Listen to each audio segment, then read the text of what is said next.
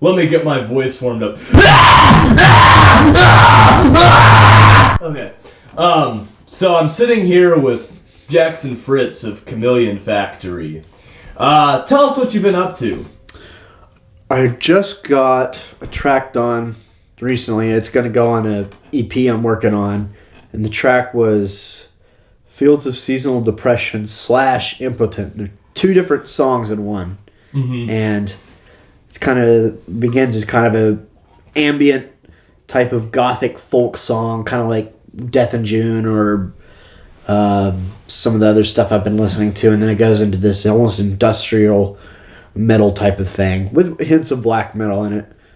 Kind of like tone based on that. That's really influenced me a lot. Yeah, lo-fi stuff. What kind of black metal? Well, the essential stuff, kind of like Bursum, Dark Throne. This guy, I think I'm saying his name right, Stryborg. He's from Tasmania. One man black metal project. Mm-hmm. Trying to think of the others. I know there's more than that. Mayhem has some pretty good stuff, and they're like one of the leading, or one of the founders of black metal. They're pretty cool. I love how lo-fi it is. It's almost like shoegaze, but for metal. Yeah. I heard the track. I was pretty impressed with it. Is this something that's going to be part of a larger project, like an EP or something like that? Yeah. The whole EP, as of right now, the working title is Fields of Seasonal Depression. That was kind of like, the first part of that was the title track. Okay. And most of the tracks are going to be kind of this, not gothic like The Cure or Bauhaus necessarily, but like gothic is just very grim, doomy atmosphere. Mm-hmm. And then there'll be, synthesizer, guitar, bass, and some drum tracks I made. Okay. So is this a one-man project? Yeah. As of right now. Are there any collaborators? I know they're not on this EP, but they're outside of this. I've started several different collaborations that I need to finish. One with Kalen and Ellis and Shan. We did this kind of krautrock type of jam. Okay. I'm going to have my friend Ellie singing on this kind of dance song I made. And then Omar and I started working on a song as well. So there's collaborations you're doing, but they're outside of this Chameleon Factory project. EP, yeah. Some of the other stuff might be Chameleon Factory, and it might not be. It just depends. Okay. I listened. So you already have one EP that you've done, right? Yeah, and then Ukraine. This is another EP that you're doing. I listened to most of Ukraine. There seems to be, based on what the title track that I heard, there seems to be a change in tone with the second EP. In some ways, yes. There's different influences this time. Because the first one, I feel like, is more, there's more krautrock and post-punk type of stuff, which there still will be, I'm sure in other songs I do in the future, like that influence. But this one has like more, I'd say, ambient and space and more of a gothic tone. Even though the first album is very, very bleak, as it progressively gets more bleak. But this one is just going to be like, most of it is just going to be just, I know you shouldn't say this about your music, but dreadful. I want that feeling to be there, Yeah. And there's themes of depression and anxiety and isolation and, that kind of...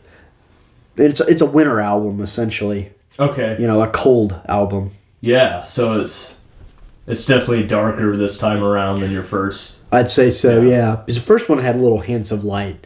Still very dark. It's still very grim and cold sounding, but this one will just be like all of it that way.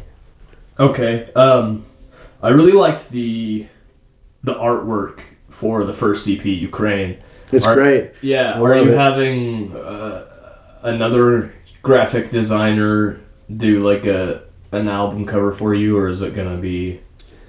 this time I took a lot of photos on my iPhone of all things, and there's a lot of black and white photos of the woods, very inspired by black metal, of course, and that kind of like imagery that fits the music, just like Ukraine did, except this time will be my own photography. I don't really want to call it that, but the pictures turned out great, and they fit what I want to convey artwork wise. So I'll probably just take some more pictures of a specific area that I have in my mind, with the woods and kind of a creek, and use that as the album artwork as of right now. It still could be malleable and change, but that's the game plan as of now. And Lois, where the hell's the peanut butter? How's bad? So, you mentioned black metal influence on this new project. Would you call it a metal project per se, or? Not as a whole, but there's elements. Yeah. And that's part of the thing is, and I'm sure countless of other people have said this, but I don't, that's the whole point of Chameleon Factory is I don't want to be one specific thing. There's a lot of different styles I want to try to incorporate in this music and not have it be so black and white. But, I'm sure there's songs where it's one thing more than the other. That's inevitable. It happens. Yeah. But I definitely wouldn't call it strictly metal, because there's going to be, other ambient and, punk occasionally, I think, on this album, and electronic, stuff like that. All right. So it's almost like a chameleon? Yes. Okay, so where are you in the process of completing this album? See, the thing is, I work so manically because I'll start so much different stuff, and usually think, okay, I'll get this done soon, but I don't. And it's not a bad thing, because the thing is, these work as demos and scratch tracks for me to have an idea of what I want, even though I've started several different things that I haven't completed. And that's how I worked on the first one, is I had several different demos of stuff I wanted to work on, and I began to see a cohesive picture, and I worked on them. I took them on one by one. So now I have probably 4 or 5 tracks I'm juggling, with the exception of this one being complete, that I need to work on. And I began to, some of them were other things that I was originally going to incorporate that I'm now not, because I don't feel that they're cohesive with the theme of the EP that I want. Yeah. But there's other ones that I happened to make that were bleak that I was like, that would fit perfectly. No, you're good. That's my mom. No, you're good. What were we talking about? I don't Mom ruined it. I hate her. The thing is, when I work on a song, is oftentimes the way it will end up will be nothing like I imagined it starting, or I'll come up with something just organically and spontaneously that will become essential to that track, and I love that, because I'll have certain ideas that might not even be there by the end of making the song. I might scrap that completely because it either grew fondly or not fondly with me overnight. And it's, and I've had songs where it ended up being what I originally had planned, and then I've had songs completely different thing by the end of it, which is great. I love that surprise. That's part of what makes doing this stuff so fun. And that, and I have ADHD, so that plays into it a lot, I'd say.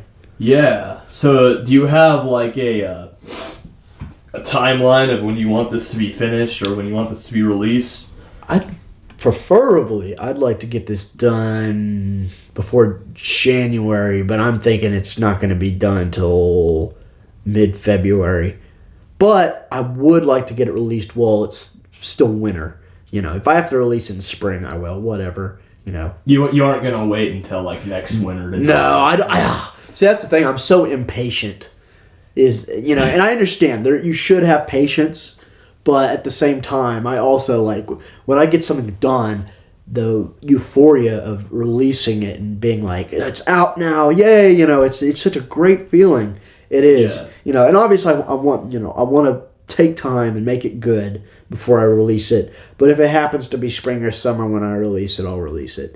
And then the people that want to listen to it, I'll probably put in the description, please, especially listen to this in the winter. Yeah. Because I think it adds to the experience, as cheesy as that is. Yeah, that's not too cheesy. So you've played. I've seen you play at least once as Chameleon Factory. You've probably done it more than once. What's that like?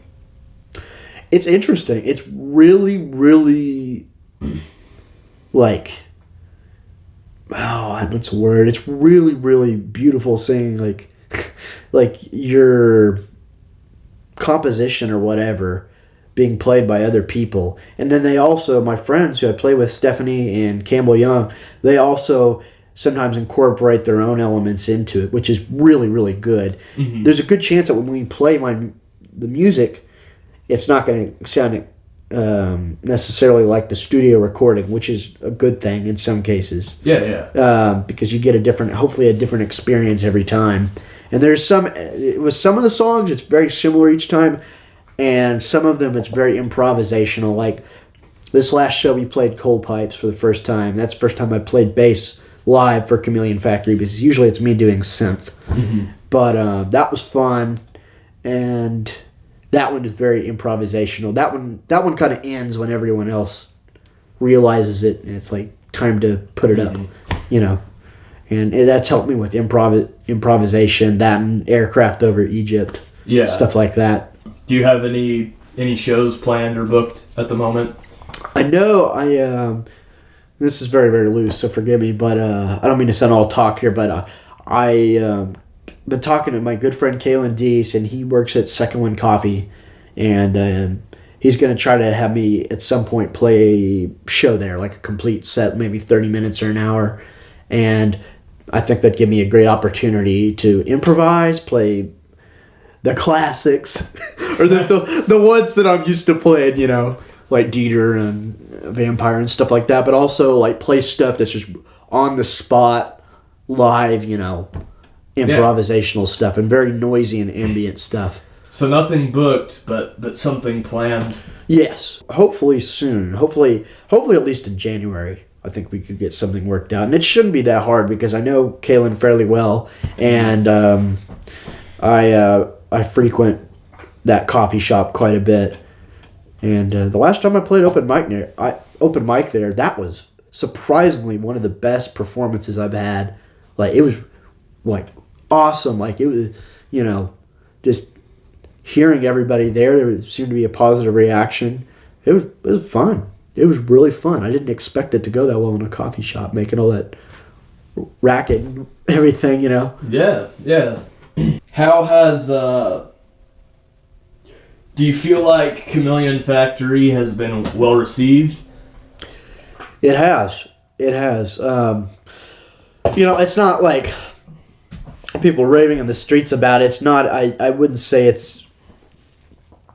How do I put it? Like, it's not accessible to everyone, which is totally fine with me. Part of that is the thrill, making a bunch of weird stuff that not everyone might care for. But people have been very, very kind. Even people that don't necessarily listen to that music have been so kind to me. And, I haven't made any sales. I've only had one song downloaded. But I still love what I do. And I've had friends and family tell me, like, in detail about what they liked. And that's what I love, is when they kind of get into detail about what they liked about the track, and of course there's been constructive criticism as well. That's just as good, because you want people to be honest with you. But, I've even had some of my pickier music friends, like, say something good about it, and that, that feels great, and obviously you can't base your worth on that. I still love what I do, but it's undeniably comforting to have that response and people to be so kind about it, you know. And then I've had, you know, getting to play on the same stage as as this professor at my school who makes some crazy ambient music. To have him say my name up there and talk about, you know, how he was surprised to hear that stuff. That was one of my most favorite moments that anyone has ever said to me ever. That is an honor. As cheesy as that sounds, like that was really, really heartfelt for me. And Lois, I'm really horny. That's great.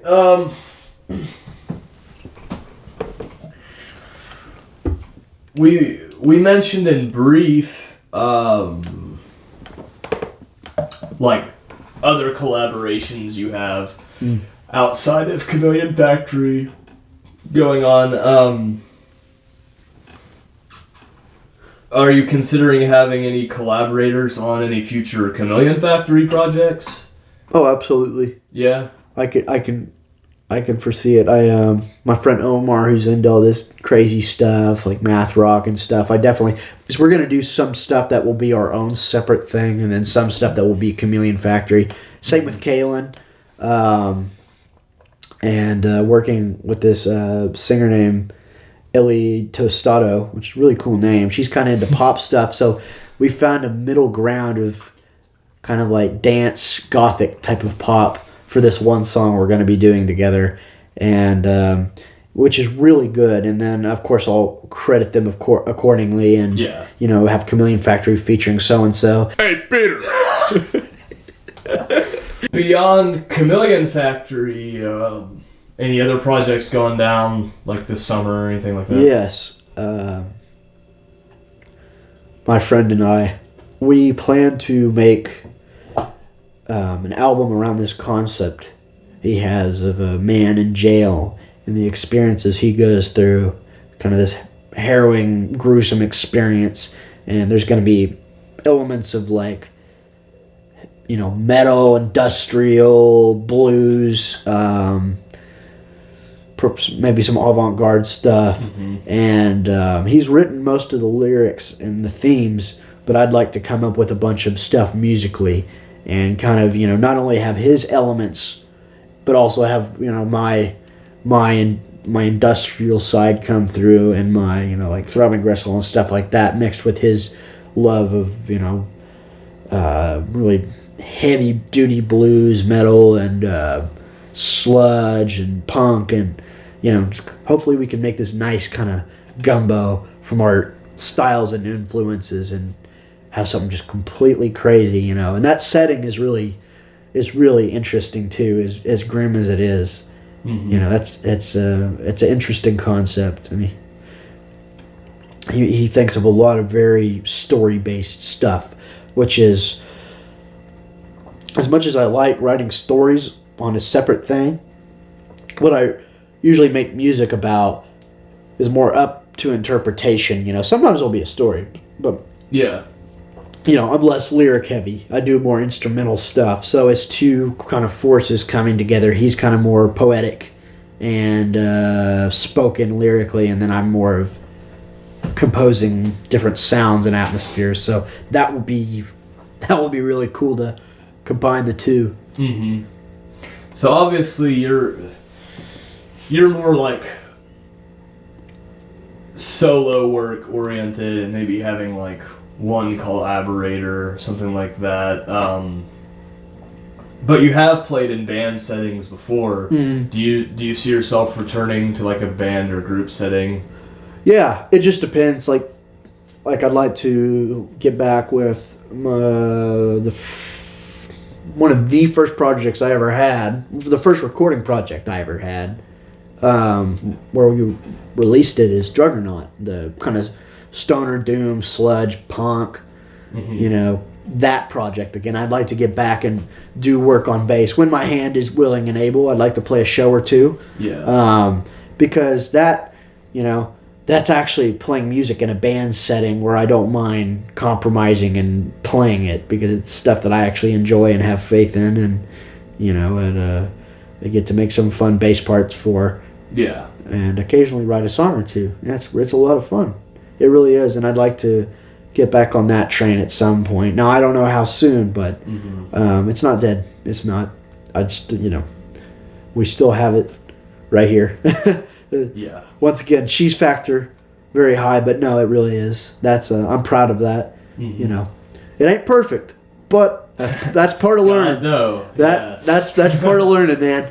That's part of learning. And same with the stuff I do with Chameleon Factory now. There's much to learn, and I'm so excited for what I have planned in the future because I have a bunch of ideas. There's a dance album I want to make, kind of like Euro disco and weird sounding post punk combined, and I kind of want to make an album like that too. And would that be like a Chameleon Factory? Yeah.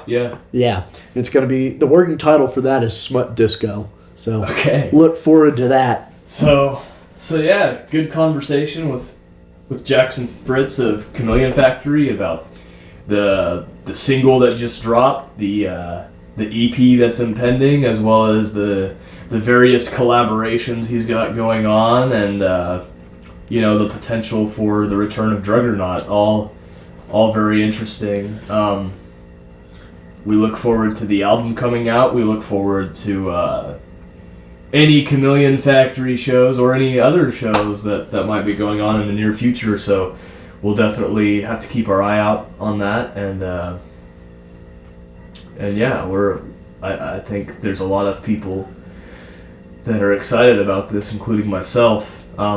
Is there anything else you wanted to add? With the help of my two friends Alex and Jamie, we're trying to get some of the Chameleon Factory stuff, some of another project I did, goofier one. We're trying to get that on tape, and then we're trying to get Cody, Zach, and I's project Juggernaut out on tape. I love those little collector's tape releases, and we'll only make a certain amount, and it'll be kind of a collector's thing. I love that. I live for that, So hopefully we'll have that out as soon as we can as well. All right, so Chameleon Factory available on Bandcamp, and then maybe in the future on tape. Yes, sir. Hey, Peter. Is that Cleveland? Sayonara.